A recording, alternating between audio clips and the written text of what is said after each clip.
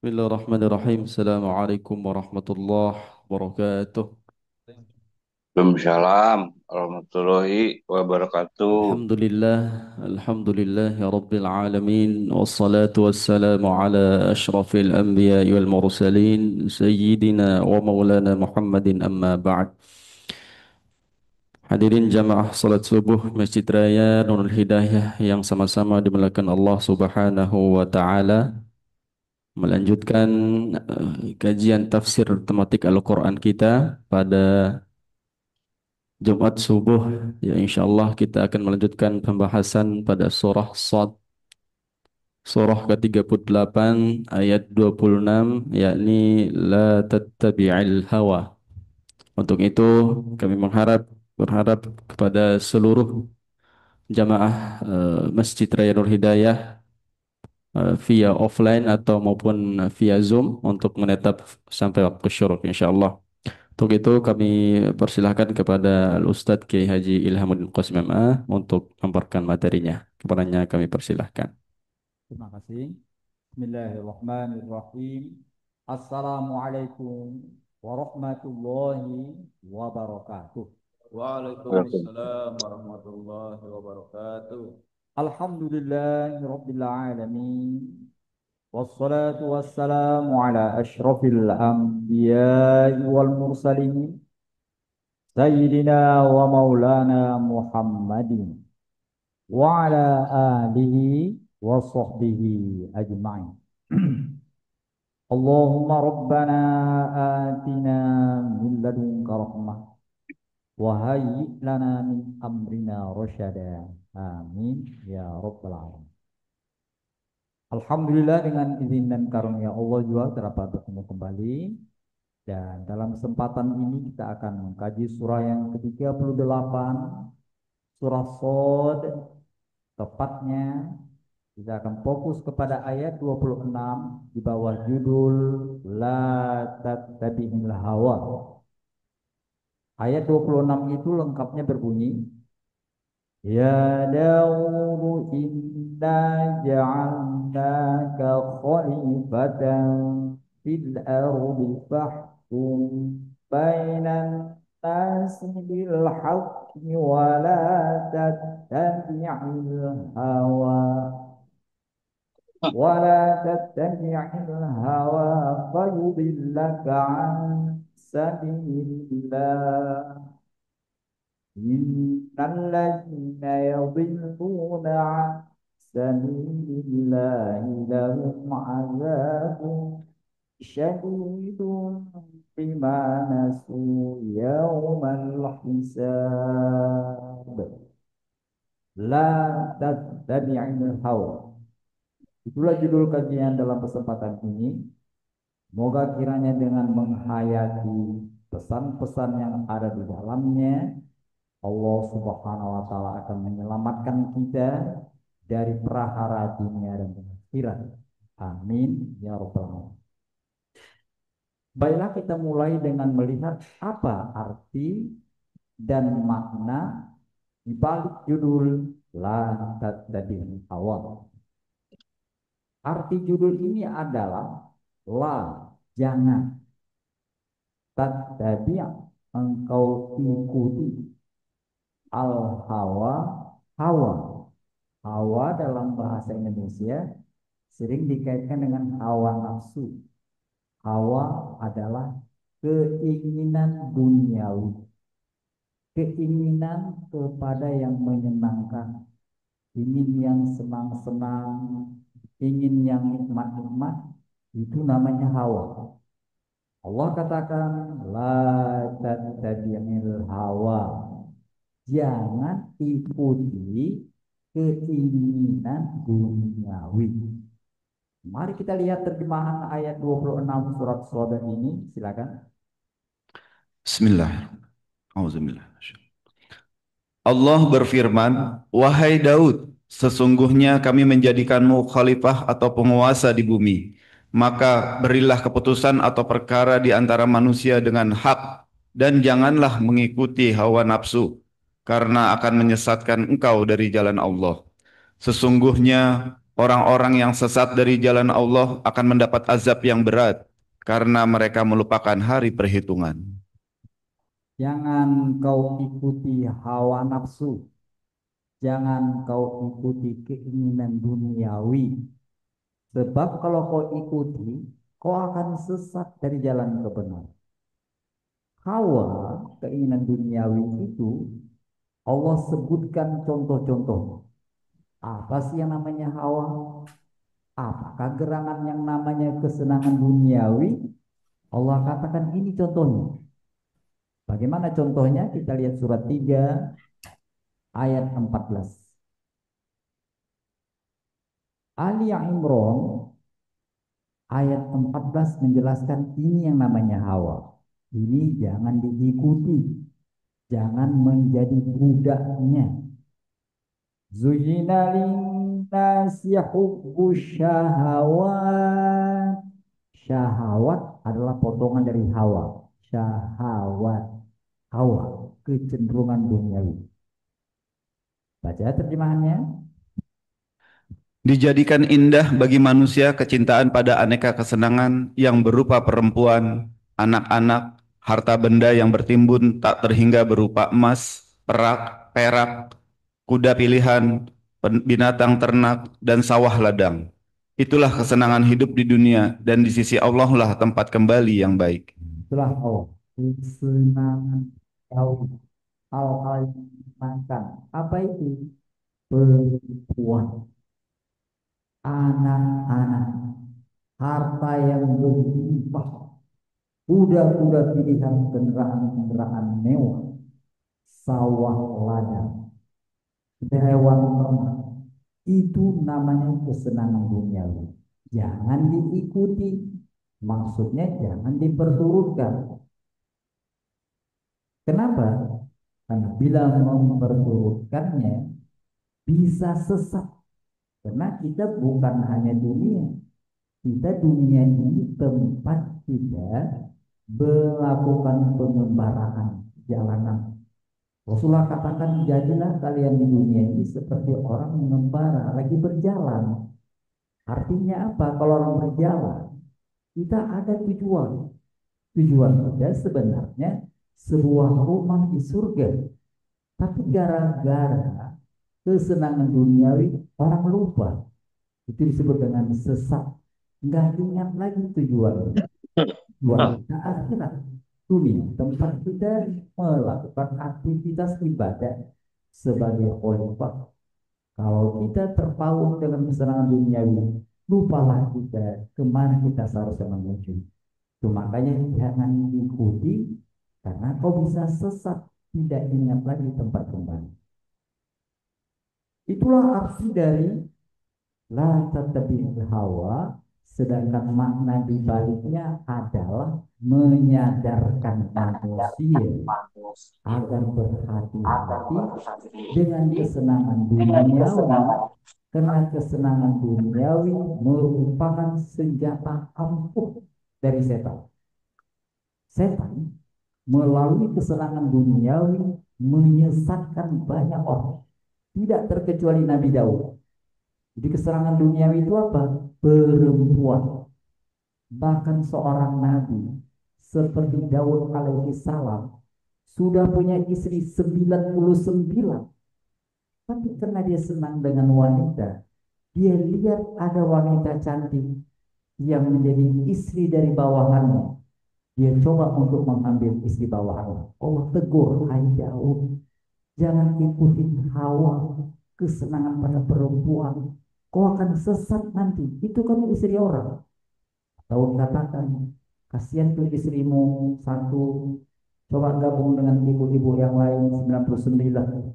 Diceritakan pada ayat sebelum ayat 26, dan sampai malaikat turun untuk mengingatkan, hai Daud, apa kau nggak puas sudah punya istri 99? Kenapa minta istri orang lagi? Dikatakan di ayat sebelumnya, yaitu ayat 21, surat 38. وهل أتاك نبأ الخصم إذ تسوروا المحراب. Apakah telah sampai kepadamu Nabi Muhammad berita orang-orang yang berselisih ketika mereka memanjat dinding mihrab? Panjat tinggi, seolah tempat di mana daun sebalik itu. Kan? Lanjut. Ketika mereka masuk menemui Daud, dia terkejut karena kedatangan mereka. Mereka berkata, "Janganlah takut, kami berdua sedang berselisih. Sebagian kami berbuat aniaya kepada yang lain. Maka berilah keputusan di antara kami dengan hak, janganlah menyimpang dari kebenaran, dan tunjukilah kami ke jalan yang lurus." Nabi Daud terkejut kenapa mereka bisa masuk. Padahal pintu telah terkunci dan jam untuk konsultasi meminta keputusan itu belum dibuka. Mereka nerobos masuk. Kata mereka, jangan takut. Kami ada masalah yang urgen. Kami ingin mendapatkan keputusan, mendapatkan keadilan. Lanjut. Salah seorang berkata, "Sesungguhnya ini saudaraku. Dia mempunyai 99 ekor kambing betina, sedangkan aku mempunyai seekor saja." Lalu dia berkata, "Biarkan aku yang memeliharanya. Dia mengalahkanku dalam perdebatan." Soal tadi bos.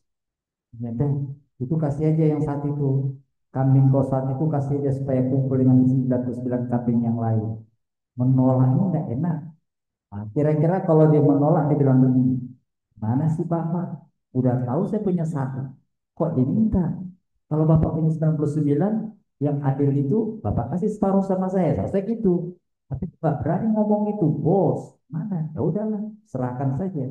Tapi aku ingin mengambil atau meminta keputusan yang tepat. Apa kata Nabi Daud? Nabi Daud marah. Lanjut. Dia Daud berkata, "Sungguh dia benar-benar telah berbuat zalim kepadamu dengan meminta kambingmu itu untuk digabungkan kepada kambing-kambingnya. Sesungguhnya banyak di antara orang-orang yang berserikat itu benar-benar saling merugikan satu sama lain, kecuali orang-orang yang beriman dan beramal soleh, dan sedikit sekali mereka itu." Daud meyakini bahwa kami hanya mengujinya, maka dia memohon ampunan kepada Tuhannya dan dia tersungkur jatuh serta bertobat. Kata Nabi Daud, oh mana kamu? Tahu dari mempunyai kambing itu. Kenapa kau punya orang? Itu memang banyak orang-orang kalau sudah punya kekuasaan, semena-mena dengan bawahan. Bawahan nggak berani komplain. Yang begitu. Nabi Daud mengasih tahu itu kepada orang yang mengadu. Setelah mereka pulang, malaikat tadi pergi. Nabi Daud mikir, ya, aku tadi kan sudah minta istri, anak, bawahanku untukku. Aku itu sindiran. Nabi Daud dengan Nabi dia tahu ini Allah mengurti ya lewat pengaduan malaikat untuk mengatakan apa kamu tidak seperti yang kami lakukan ini. Kamu kan sudah melakukan hal yang sama. Mentang-mentang kau raja, kau sudah punya 99 istri, masih minta punya orang dan nggak berani membantah. Kau menjadi tuannya. Nabi Daud tersungkur. Tapi itu mengajarkan kita, ada orang-orang yang punya kekuasaan biasanya akan terjebak dengan kesenangan duniawi. Dan kalau tidak hati-hati, dia bisa membuat rusak tatanan yang ada. Allah katakan, kalau kalian mengikuti keinginan duniawi, bukan saja pergaulan rusak, bukan saja negara rusak, langit bumi semesta pun rusak. Kalau engkau memeturkan hawa nafsumu, keinginan duniawi. Seperti dikatakan di surah 23 ayat 71. Al-Mu'minun 71. Walau ittaba'al haqqu ahwa'ahum lafasadatis samawati wal ardh. Silakan. 21. 71-nya surah 23 Al-Mu'minun. 71. Iya, coba kita baca. Seandainya kebenaran itu menuruti keinginan mereka, niscaya binasalah langit dan bumi serta semua yang ada di dalamnya. Bahkan kami telah mendatangkan Al-Quran sebagai peringatan mereka, tetapi mereka berpaling dari peringatan itu.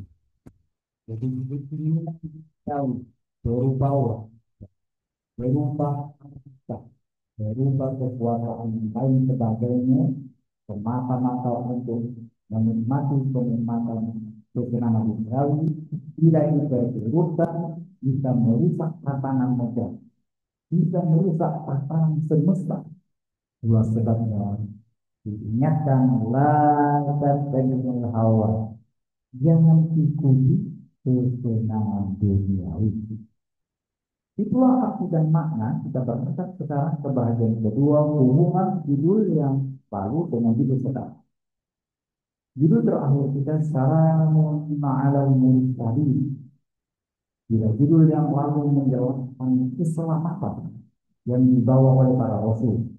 Dengan perkataan lain, rasul diutus Allah untuk mengajarkan jalan keselamatan, jalan kebenaran. Maka judul sekarang mengingatkan hati-hati dengan kesenangan duniawi, karena itu jalan setan untuk menyesatkan manusia.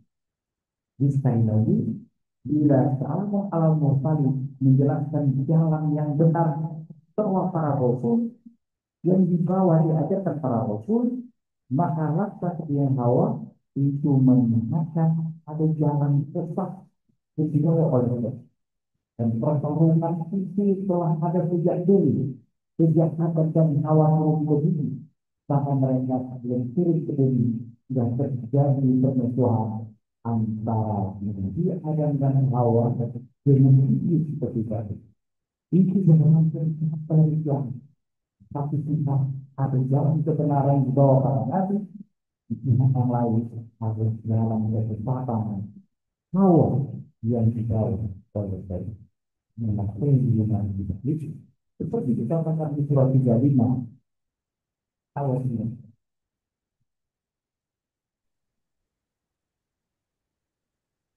Kurang patuh ya. Ya ayyuhan nasu inna wa'dallahi haqqo. 35 ayat 5. Wahai manusia, sesungguhnya janji Allah itu benar. Maka janganlah sekali-sekali kehidupan dunia memperdayakan kamu, dan janganlah setan yang pandai menipu memperdayakan kamu tentang Allah. Setan makau senang duniawi untuk menipu manusia. Itu musuh. Lanjut. Sesungguhnya setan itu musuh bagimu, maka perlakukanlah ia sebagai musuh. Sesungguhnya setan itu hanya mengajak golongannya agar mereka menjadi penghuni neraka sa'ir, yaitu yang menyala-nyala. Setan ngajak. Rasul mengajak kita ke jalan keselamatan surga. Dan permusuhan itu berlangsung sampai hari kiamat. Jalan para rasul, Salamun alal mursalin, dan jalan setan, yaitu jalan kesesatan. Dikatakan juga di surah 6 Al-An'am ayat 112. Wa kadzalika ja'alna likulli nabiyyin aduwwan syayatin. Demikianlah sebagaimana kami menjadikan bagimu musuh kami setelah menjadikan pula bagi setiap nabi musuh yang terdiri atas setan-setan berupa manusia dan jin. Sebagian mereka membisikkan kepada sebagian yang lain perkataan yang indah sebagai tipuan. Seandainya Tuhanmu menghendaki, niscaya mereka tidak akan melakukannya. Maka tinggalkanlah mereka bersama apa yang mereka ada-adakan atau kebohongan. Bukan judul yang lalu sekarang, akhirnya sampailah kita kepada bagian ketiga, pesan-pesan penting. Bagaimana sikap kita terhadap kesenangan duniawi. Pertama, berilah hak dari kesenangan duniawi sewajarnya saja. Jadi bukan berarti tidak boleh menikmati kesenangan. Jangan dekat-dekat dengan perempuan, jangan punya anak, jangan mencari harta. Bukan begitu maksudnya. itu disuruh wanita, disuruh kita menikah, anak-anak disuruh kita menyayanginya, mendidiknya. Rasulullah mengatakan tazawwadul waduda waluda, tazawwadul waduda walud, nikahilah wanita yang banyak anak. Itu Rasulullah. Fa inni mukatsirun bikumul umam yaumal qiyamah. Aku bahagia biar kalian banyak ya kiamat sebagai umatku. Disuruh, disuruh menikah. Kecintaan pada wanita itu tidak dilarang. Jadi senangi hal-hal yang Allah tadi ajarkan bagaimana cara menyenangi. Ini diberi. Bahkan Allah menyindir siapa menyuruh kalian nggak nikah. Ada orang, ada paham yang nggak mau nikah. Kenapa kalian tidak mau menikah? Menikah itu nggak terlarang. Bukan berarti jangan ikuti hawa, berarti nggak menikah.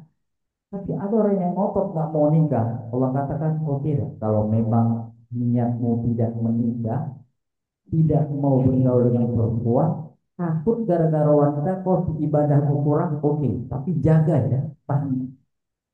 Itulah yang seperti kita tahu Bapak aliran dalam Kristen mereka mengatakan jangan menikah. Seperti dikatakan di surat 57 ayat 27. Ayat 25-nya, 57, kita lihat dari ayat 25.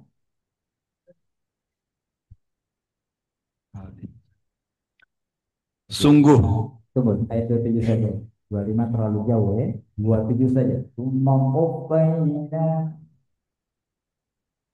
Kemudian kemudian kami meneruskan jejak mereka dengan mengutus rasul-rasul kami, dan kami meneruskan pula dengan mengutus Isa putra Maryam, serta kami memberikan Injil kepadanya.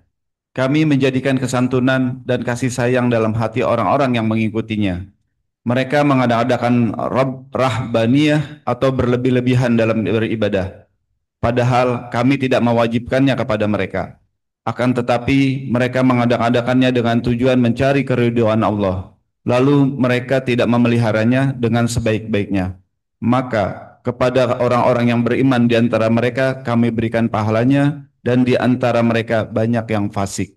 roh kependetaan nah dari mereka karena tidak tepat mereka yang melakukannya dengan tujuan supaya tidak terhalang, tapi ternyata mereka tidak tahu. Oleh karena itu, ketika ada sahabat yang berjanji, aku tidak akan nikah selama-lamanya, Rasulullah panggil, kamu katakan kamu nggak mau nikah, kamu lihat aku nanti, aku tentulah lebih baik darimu dalam ketakwaan, karena Rasulullah disuruh kita menirunya. Tapi aku menikah, oleh karena itu, tidak ada larangan untuk menikah. Dengan perkataan lain, tidak ada larangan untuk mencintai, menyenangi yang menyenangkan. Menyenangi lawan jenis, menyenangi harta, menyenangi pakaian mewah, menyukai makanan enak-enak, nggak terlarang. Allah katakan siapa yang melarang? Seperti dikatakan di surat 7 ayat 31.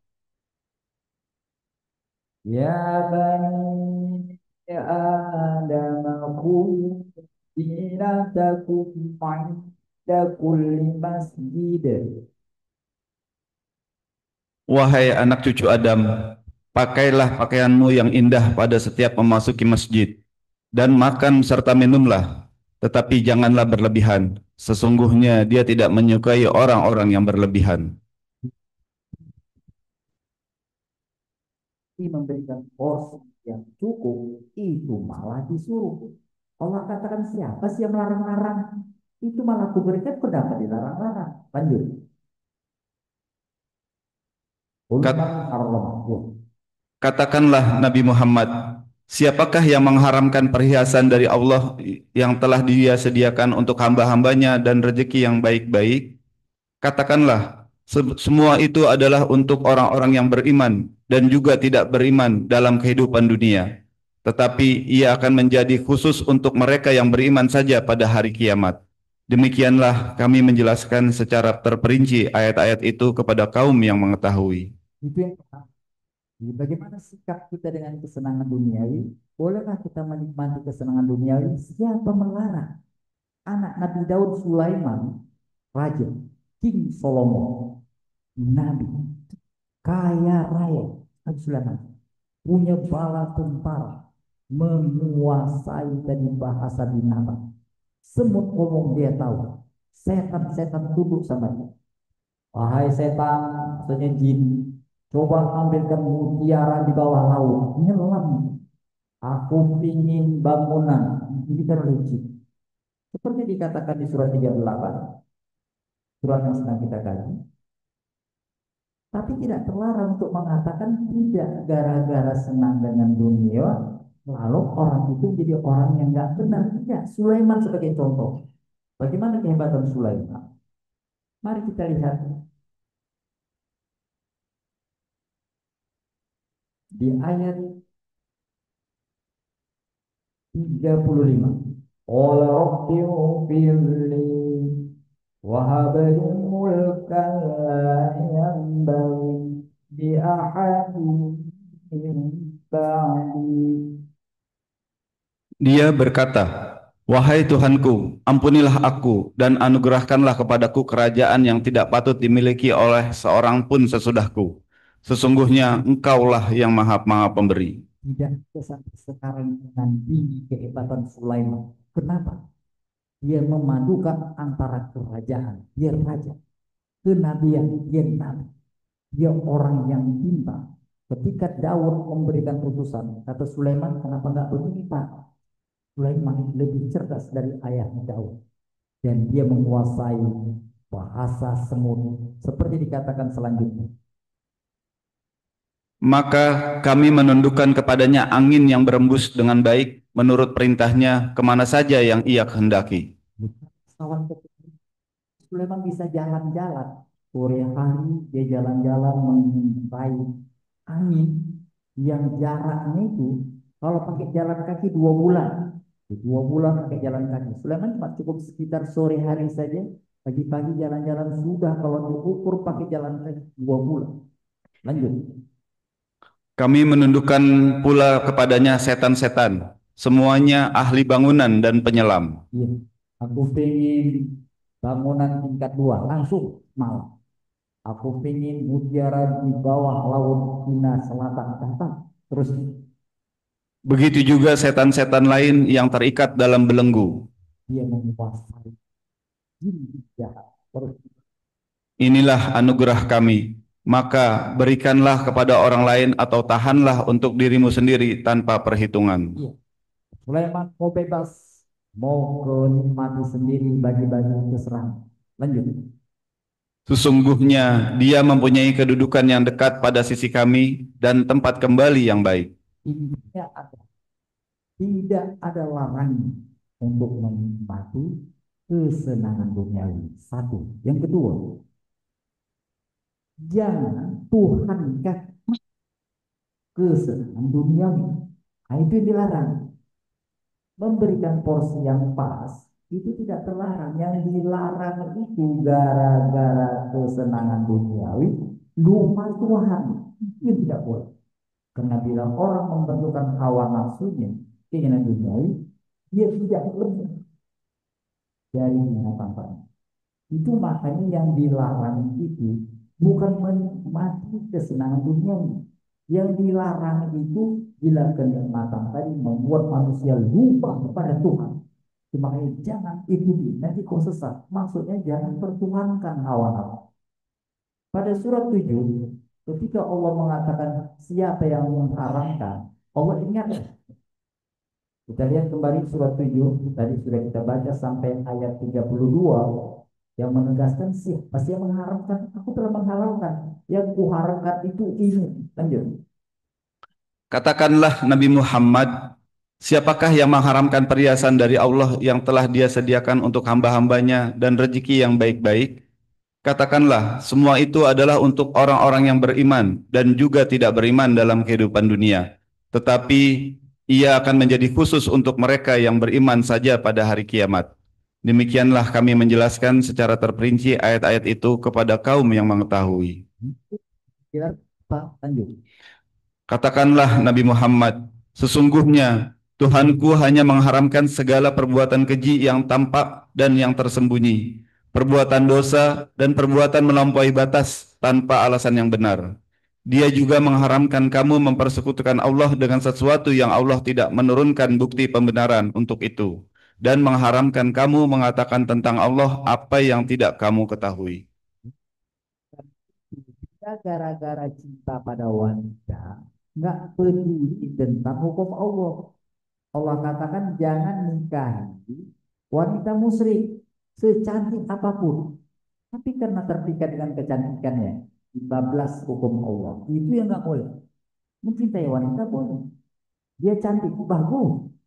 Yang nggak boleh ini adalah gara-gara cantik, nggak peduli dengan agamanya. Seperti dikatakan di surat 2 ayat 221.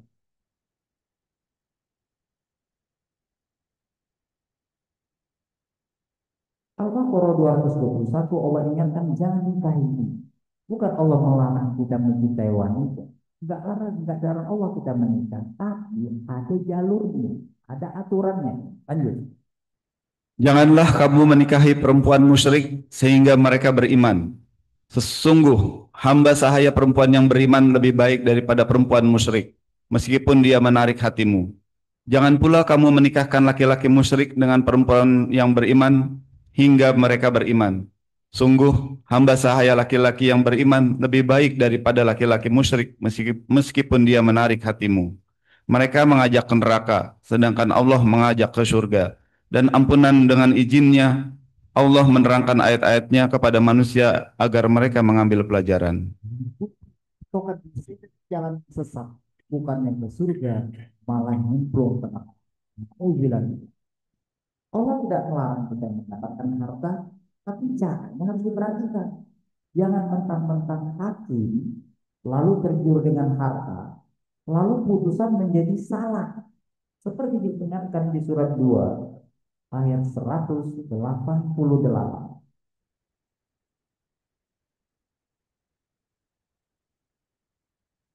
Tidak salah kita mencari harta, tapi caranya jangan untuk mendapatkan harta menyogok hati.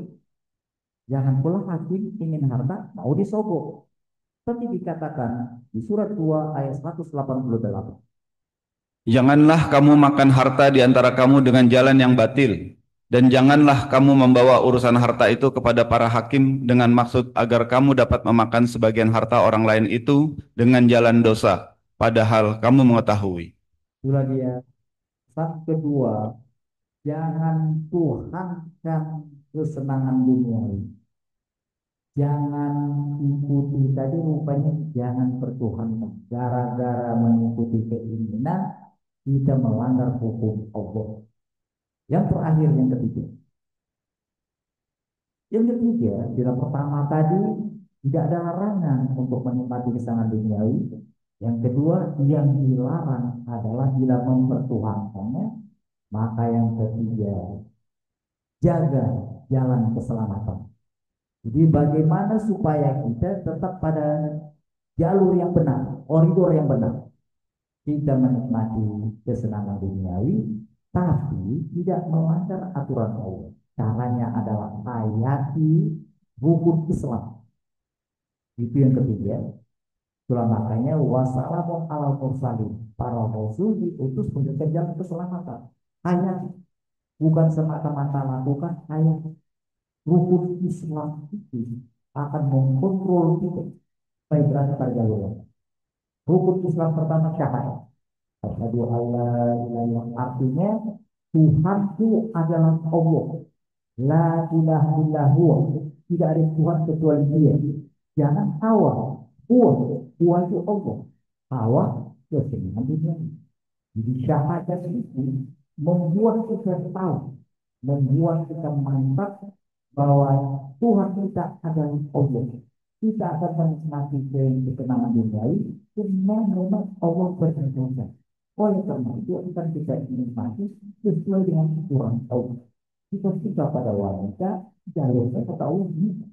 Kita bilang itu kadang-kadang Allah katakan hari dengan berusaha yang baik. Kita ingin yang lain-lain, ada aturan di bawah kita. Lingkungannya sudah ada kesaksian kita bahwa kesenangan dunia ini kita nikmati, tapi Allah tetap nomor satu.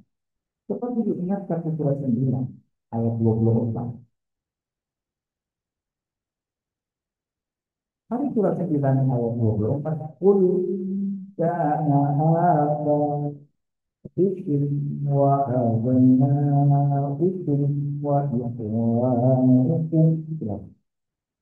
Katakanlah Nabi Muhammad, jika bapak-bapakmu, anak-anakmu, saudara-saudaramu, pasangan-pasanganmu, keluargamu, harta kekayaan yang kamu usahakan, dan perniagaan yang kamu khawatirkan kerugiannya, serta tempat tinggal yang kamu sukai, lebih kamu cintai daripada Allah dan Rasul-Nya, dan daripada berjihad di jalannya, tunggulah sampai Allah mendatangkan keputusannya.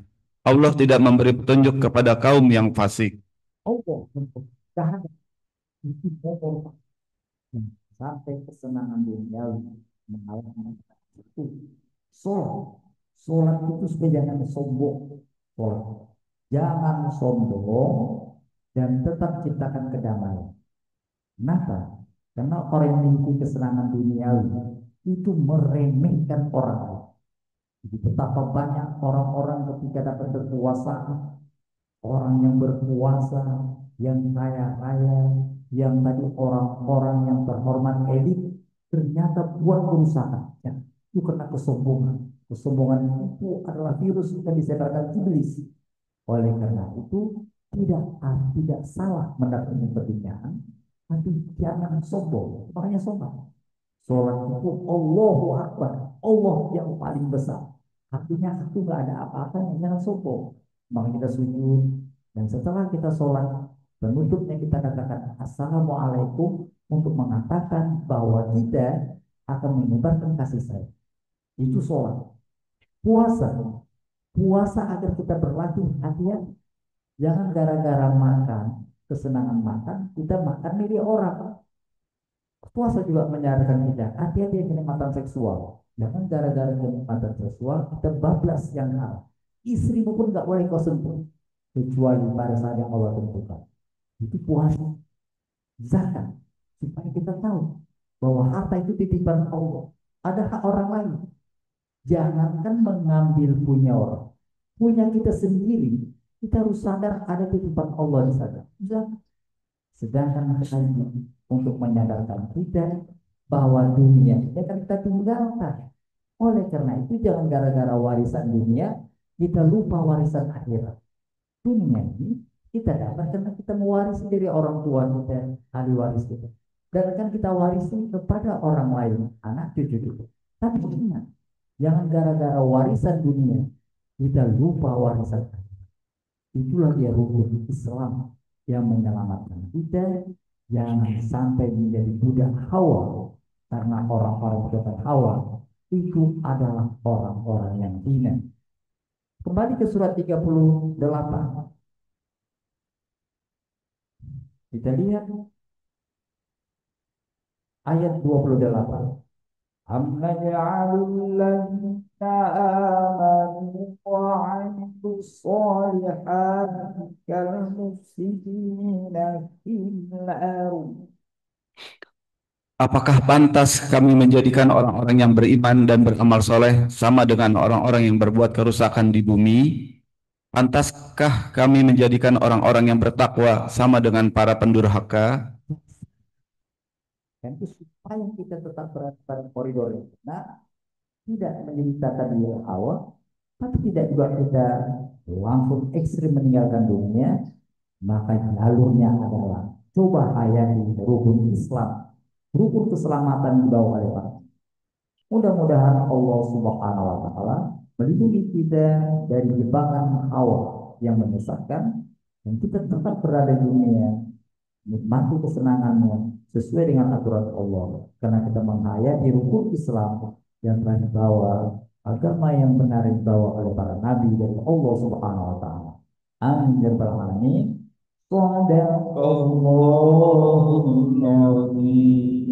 Assalamualaikum. Wassalamualaikum warahmatullahi wabarakatuh. Waalaikumsalam warahmatullahi wabarakatuh.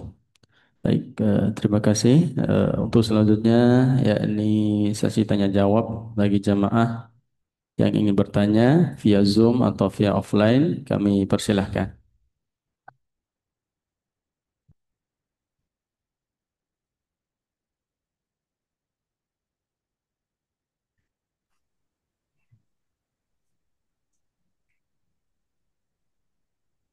Assalamualaikum Pak Ustadz. Waalaikumsalam. Pak Tarijus, apa kabar? Alhamdulillahirrahmanirrahim. Semoga Pak Ustadz sehat-sehat selalu. Ah, ada dua pertanyaan. Pertama soal mencintai dunia. Eh, yang tadi dijelaskan soal eh, wanita yang kita mau mengawini.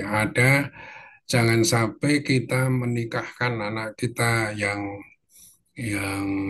beriman kepada suami yang tidak beriman. Pertanyaannya begini, ini kasus kan sudah banyak, Pak. Soal kita melihat orang kita mengawini orang non-Muslim. Padahal eh, perintahnya adalah setelah dia Islam. Artinya wanita itu kalau yang kita kawinin Islam dulu kalau mau kalau dia beragama yang lain ya atau sebaliknya. Tapi eh, pada kenyataannya mereka mau, tapi setelah itu kembali dia ke agama yang asal. Ini yang lebih celaka lagi kalau kita mempunyai istri yang non-Muslim, tapi kemudian dia mau dikawin karena dia masuk Islam dan kemudian dia kembali lagi. Nah, anak-anaknya kan biasanya ikut istrinya. Nah, ini kan bahaya. Anak-anaknya menjadi non-Muslim semua, insya Allah. Dan suaminya menjadi tidak punya doa dari anak-anaknya nanti. Nah, ini bagaimana tadi menjaga rukun Islam. Ya, jangan sampai dia hanya masuk Islam karena ingin kita nikahi, tapi setelah itu biasanya laki-lakinya lemah. Ya silahkan aja. Nah ini kan eh, sangat mengkhawatirkan. Ini yang pertama itu. Kemudian yang dua, saya sangat eh, terkesan juga tadi soal jangan sampai warisan dunia itu melupakan warisan Allah. Artinya tetap iman. Nah ini kasus ini eh, memang tidak terjadi yang banyak, tapi rata-rata sehingga penyelesaian warisan dunia itu menjadi apa ya tertunda-tunda sampai kepada anak cucu sehingga persoalannya menjadi sulit. Nah, ini bagaimana kita menjelaskan, mengarahkan agar supaya semua warisan dunia itu cepat diselesaikan, jangan sampai tertunda-tunda sehingga kemungkinan juga kemudian melupakan warisan Allah. Itu dua pertanyaan. Terima kasih, Pak. Yang pertama makanya Allah ingatkan hati-hati. Jangan. Jangan tadi mengambil dari dia. Jadi, jangan nikahi mereka sebelum mereka beriman. Nah, itu untuk regulasi Indonesia sepertinya syahadat udah. Jadi mau nikah besok, syahadat sekarang masih boleh. Ada beberapa contoh di negara lain itu mereka nggak serta-merta boleh menikah. Jadi kalau ada pernikahan dengan non-Muslim, itu regulasinya adalah dia sebelum tadi itu menikah diberi spare waktu. Ada yang 2 bulan, ada yang 6 bulan. Dia harus ngerti dulu Islam itu. Jadi bukan semata-mata syahadat. Jadi dia sampai minimal sholat. Jadi itu lebih lebih memungkinkan menjaga supaya tidak terjadi seperti kasus yang Pak Darius katakan tadi. Kalau kita karena berpegang kepada pokoknya kalau sudah Islam udah nikahin aja udah halal memang benar. Tapi untuk menghindari hal-hal yang seperti tadi, ada baiknya regulasi itu ditinjau ulang. Jadi kalau ada yang tadi dari non-Muslim menikah lalu dia masuk Islam, itu dia mesti dipastikan setidaknya dia sudah bisa melakukan sholat. Nah, itu tiang. Dan kalau tiang itu nggak ada, itu akan roboh. Nah, mudah-mudahan yang dilakukan di Indonesia ini dengan harapan setelah di Islam dia akan belajar. Tapi melihat dari kenyataan negara lain melakukan regulasi itu seperti patut kita pikirkan supaya bisa tadi menghindari hal-hal tak diinginkan. Adapun secara hukum, kalau dia sudah menikah dan dia sudah sadar, sebenarnya sudah sah secara hukum. Dan mudah-mudahan seperti keinginan kita, dia tetap pada Islamnya. Apabila dia telah keluar kembali kepada agamanya, maka dia akan batal demi hukum dalam artian perkawinan otomatis itu menjadi batal.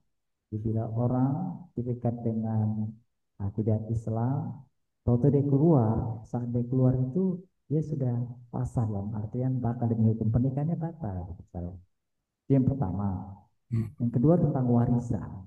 Itu makanya tentang warisan ini mesti hati-hati ya. Dalam artian tadi ada baiknya sebelum tadi terjadi warisan tadi itu kalau kita mempunyai ada kira-kira akan meninggalkan warisan itu bagusnya kita pesan kepada keluarga kita seperti yang diambil dari isyarat surat 2 ayat 180. 180.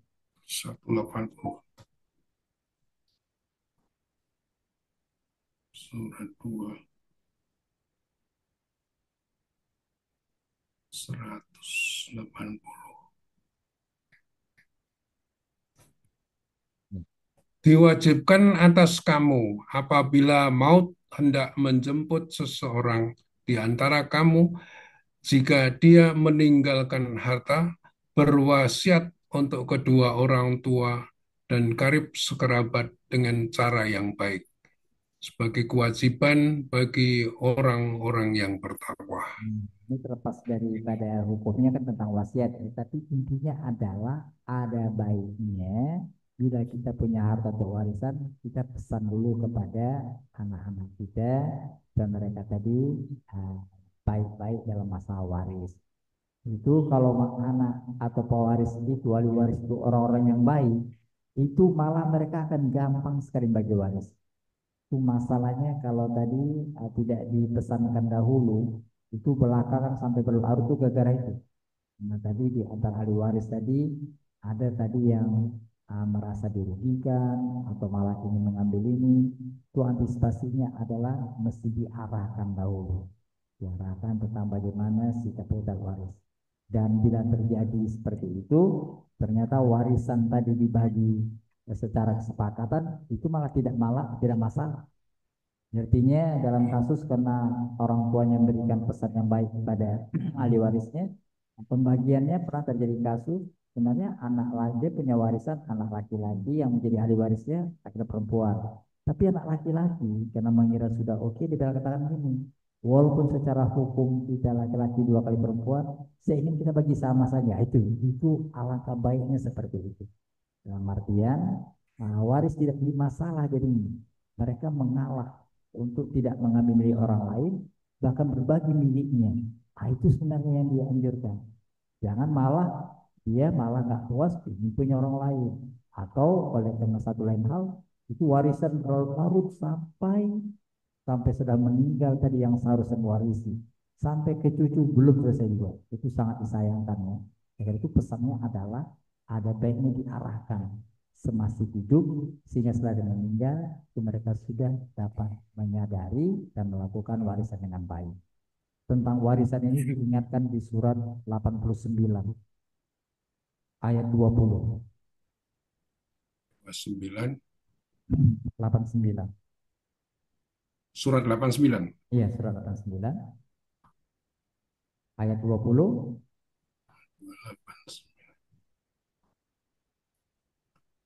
9, 20.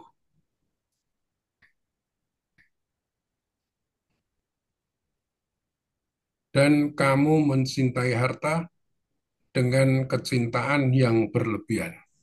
Sebelumnya 19. 19. sedangkan kamu memakan harta warisan dengan cara mencampur baurkan yang Nah, halal betul. dan yang haram.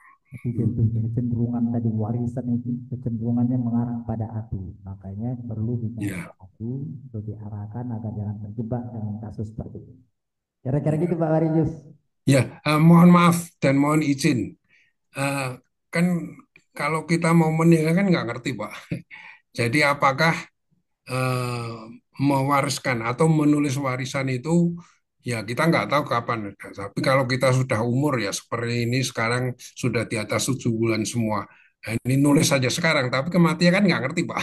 Oh enggak maksudnya Gimana? enggak mesti maksud warisan ini enggak tulis warisan enggak. Maksudnya menasihati. Wasiat itu tadi Oh, menasihati, memberikan pandangan gitu. Nah, oke. itu dia. Jadi sekarang inilah pengartinya nggak mesti kita kan nggak tahu kita akan meninggal. Oleh karena itu hari kita hidup. Nah besok kita nggak tahu masih ada apa nggak di sekarang. Selama masih ada kita sekarang, nah, kita beritahu arahan kepada mereka gitu sehingga lebih Ya, mudah mereka membaginya. ya Jadi baik. Oh lakukan ya, ya. aja itu kita bilang. Makanya kalau kita punya hutang kita bilang dulu gitu. Gitu. Kalau Ya, kita punya apa kita bilang dulu. Jadi mereka jelas ahli waris itu mereka tahu posisinya. Dan kalau mereka punya kesepakatan di antara mereka itu bagus. Jadi sesuai kesepakatan aja itu lebih bagus. Itu namanya wasiat itu maksudnya itu. Pesan bukan nulis wasiat ya. Pesan aja. Pesan pada mereka bagaimana sikapnya seharusnya terhadap ini gitu. Jadi ada yang pakai cara adalah mereka ketika orang tuanya masih hidup udah dikasih tahu dulu ini untuk ini untuk ini. Jadi artinya bukan warisan itu hibah dulu. Nanti warisan tinggal sedikit aja gitu. Itu lebih bagus. Sehingga gak jadi masalah. ah, Jadi sudah baik. dapat bagian Ya, masing-masing dulu dan mereka oke. Nanti warisan tinggal bagiannya tinggal tinggal gampang. Warisan itu kan harta yang memiliki yang tadi harta yang banyak sudah dibagi dulu kepada masing-masing sehingga itu tidak akan diungkit-ungkit lagi. Jadi macam-macam caranya itu. Tapi yang penting adalah bicarakan aja. Bicarakan sebelum ya, tadi kalau kita meninggal itu malah repot nanti mereka itunya. Tapi kalau kita ya, sudah bicarakan sekarang bisa menjadi pegangan mereka. Kayak kira gitu Pak. ya. Terima kasih, Pak. Baik, sebelum kita tutup, mungkin ada penyampaian dari Bapak Syahrir. Baik, Assalamualaikum warahmatullahi wabarakatuh, Waalaikumsalam. Pak Ustadz dan saudara sekalian. Kajian kali ini ya memang sesuatu hal yang secara umum kita mendapatkan suatu ya nasihat ya secara umum bahwa hati-hati terhadap tiga hal ya kan. Pertama tentunya tahta, kekuasaan ya. Ini kaitannya dengan hawa nafsu Pak ya. Kemudian keluarga atau wanita dan eh, yang ketiga adalah eh, harta, wanita, tahta, dan ya. Jadi tiga hal ini ya. Dan kaitannya juga pada ayat yang menjadi topik daripada kajian kita ini adalah ya perintah Allah kepada Nabi Daud ya untuk secara istiqomah melaksanakan sebagai penguasa di bumi ya hati-hati terhadap setan ya kan. Kemudian juga supaya jangan sesat. Nah, berapa hal yang tadi kan bahwa kita harus memperhatikan hal ini dan sebenarnya dikatakan bahwa ada dua orientasi ya, warisan dunia dan warisan akhirat ya. Jadi kita harus memenangkan masyarakat dengan itu memahami ya ajaran Islam seperti surah Al-Kahfi 10 Pak yang jelas sekali kita selalu berdoa ya Allah supaya kita diberikan ya jalan yang lurus itu. Saya pikir ini pikirannya jadi sekali lagi bahwa ya tadi juga beberapa hal ya.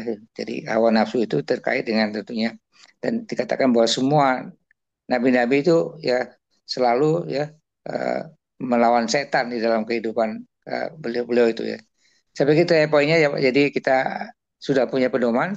Jadi jalannya adalah pahami ajaran Islam dengan baik. Intinya demikian. Assalamualaikum warahmatullahi wabarakatuh. Waalaikumsalam warahmatullahi wabarakatuh.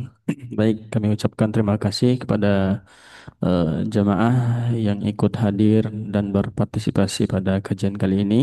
Ya, mudah-mudahan kita semua dalam keadaan sehat walafiat. Kita doakan juga guru kita Kiai Haji Labdinun. Mudah-mudahan Allah sehatkan badannya, Allah lindungi beliau insya Allah. Amin, Kemudian amin. mari sama-sama kita tutup dengan doa kafaratul majlis. Subhanakallahumma bihamdika Asyhadu an la ilaha illa anta astaghfiruka wa Astagfirullah atubu wa ilaik. atubu ilaik. Wassalamualaikum warahmatullahi wabarakatuh. Waalaikumsalam Waalaikumsalam warahmatullahi wabarakatuh. warahmatullahi wabarakatuh.